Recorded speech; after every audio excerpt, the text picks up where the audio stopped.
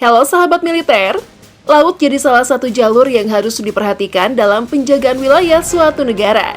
Jalur laut ini kerap digunakan untuk memulai melakukan pergerakan masuk wilayah negara lain, entah itu dengan memancing suasana agar memanas, ataupun memang hendak melakukan peperangan. Dengan demikian, laut dinilai sebagai salah satu jalur strategis untuk mendapatkan keuntungan bagi setiap negara. Kali ini, mari kita bandingkan kekuatan militer negara terkuat pertama dan kedua se-ASEAN versi GFP. Inilah perbandingan kekuatan Angkatan Laut Indonesia versus Vietnam.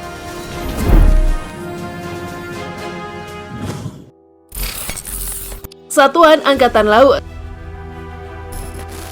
TNI AL bertugas dalam memperkuat pertahanan negara RI di laut. TNI AL dibentuk pada 10 September 1945. Yang sebelumnya bernama Badan Keamanan Rakyat atau BKR Laut.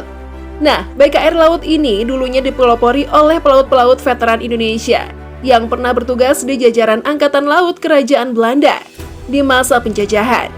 Moto TNI AL berbahasa Sanskerta, yakni Jales Veva Jaya Mahe, yang artinya justru di laut kita jaya. Tidak diketahui berapa jumlah personil yang dimiliki. Yang jelas, TNI AL memiliki satuan khusus bernama Detasmen Jala Mangkara atau Denjaka. Sementara itu, AL Vietnam yang didirikan pada 7 Mei 1995, cabang angkatan laut dari Tentara Rakyat Vietnam, yang bertanggung jawab untuk perlindungan perairan nasional, pulau-pulau negara, dan kepentingan ekonomi maritim. Selain itu, AL Vietnam juga melakukan koordinasi polisi maritim, Dinas Bea Cukai, dan kekuatan pertahanan perbatasan. Moto AL Vietnam, rumah kami adalah kepulauan, tanah air kami adalah laut. Jumlah personilnya pun dirahasiakan. Jika Indonesia punya Denjaka, Vietnam juga memiliki pasukan elit bernama Sapers.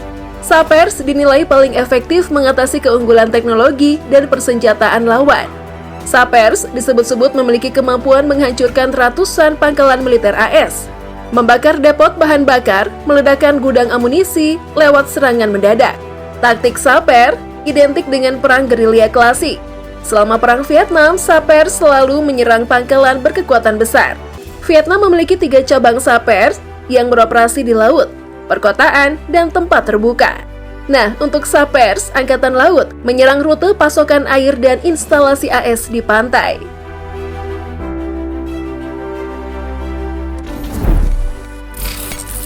Kapal induk. Kita beralih ke armada laut.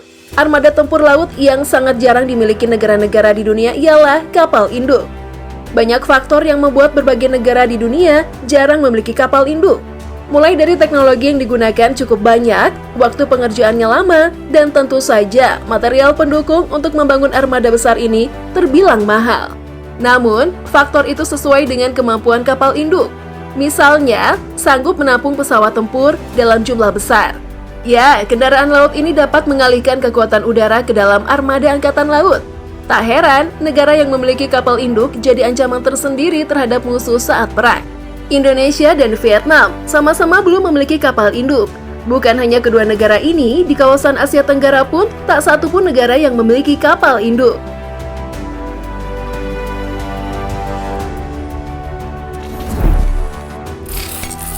Kapal selam.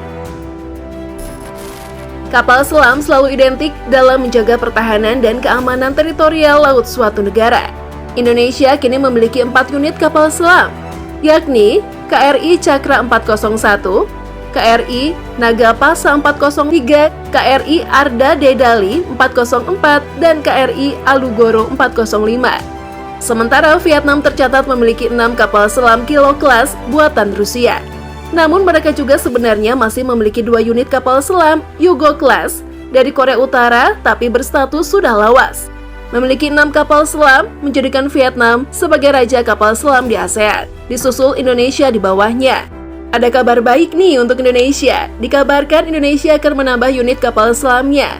Setelah melakukan kerjasama dengan Korea Selatan, 3 kapal selam diesel Electric Attack atau SSK tipe 209 atau 1400 Changs Bogo diperuntukkan bagi Angkatan Laut. Hasil garapan kontraktor pertahanan Korea Selatan, Daewoo Shipbuilding and Marine Engineering atau DSME dengan perusahaan pembuatan kapal dalam negeri atau PT PAL.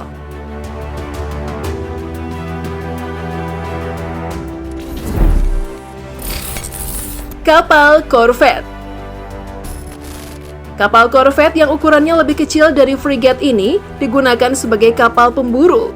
Sebanyak 14 unit kapal Corvette yang dimiliki Vietnam, sedangkan Indonesia memiliki 24 unit, menjadikannya sebagai negara peringkat ketiga dengan kepemilikan kapal Corvette terbanyak di dunia, di bawah Rusia dan Cina. Nah, di antara kapal Corvette Indonesia, 4 Corvette kelas Sigma atau Ship Integrated Geometrical Modularity Approach, 3 Corvette kelas Bung Tomo, 3 Corvette kelas Fathahillah, 14 Corvette anti kapal selam kelas Parachim.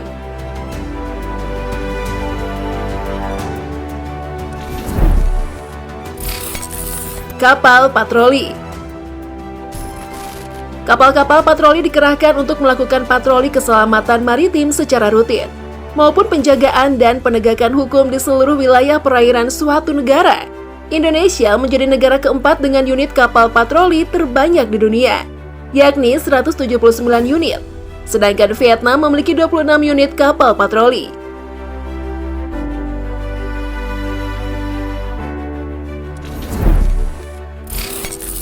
Kapal Perang Ranjau. Vietnam memiliki 8 unit kapal perang ranjau, sedangkan Indonesia ada 10 unit. Nah, jika kita mengacu pada data yang dipublikasikan GFP tahun ini, Indonesia menempati peringkat ke-7 untuk kekuatan armada lautnya, sedangkan Vietnam di posisi ke-33. Indonesia bersama Vietnam tetap berkomitmen untuk terus membangun hubungan bilateral, di mana Vietnam menjadi salah satu mitra strategis Indonesia di kawasan Asia Tenggara. Kedua negara juga bekerja sama dalam bidang ekonomi.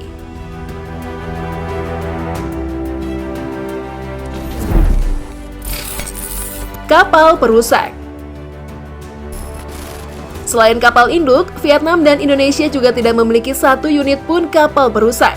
Padahal, armada laut satu ini sangat berperan aktif untuk membantu melumpuhkan kekuatan lawan, yang pastinya telah dibekali senjata mematikan. Kapal ini bertugas melindungi kapal induk dari berbagai ancaman musuh.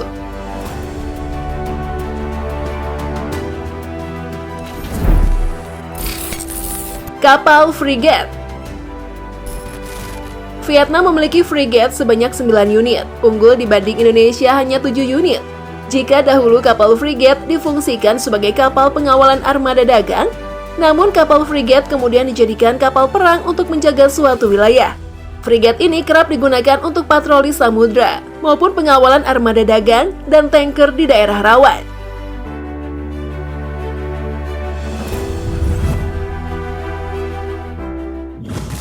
Gimana nih tanggapan kalian?